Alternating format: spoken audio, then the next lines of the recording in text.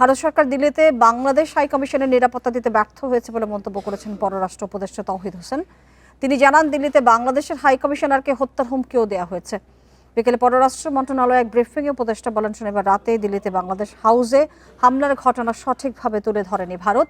কূটনৈতিক এলাকায় বিশেষ নিরাপত্তার মধ্যে কিভাবে বিক্ষোভকারীরা বাংলাদেশ হাই কমিশনের কাছাকাছি গেছে তা নিয়ে প্রশ্ন তোলেন উপদেষ্টা। বলেন, এই ঘটনার বিষয়ে ভারত যে ব্যাখ্যা দিয়েছে তা প্রত্যাখ্যান করেছে বাংলাদেশ।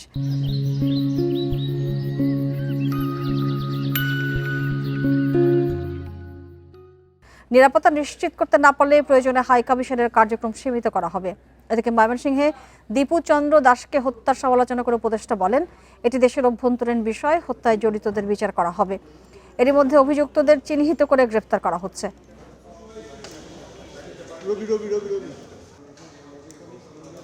আমাদের পত্রপত্রিকায় যে রিপোর্টটা আসছে সেটা কিন্তু তারা বলছে মিসলিডিং, এটাও সত্য না। আমাদের পত্রপত্রিকায় মোটামুটি সঠিক রিপোর্টই এসছে, যেটুকু আমরা তথ্য পেয়েছি। আমার কাছে প্রমাণ নেই যে তাকে হত্যার হুমকি দিয়েছে, কিন্তু আমরা এটাও শুনেছি যে তাকে হত্যার হুমকি দেওয়া হয়েছে।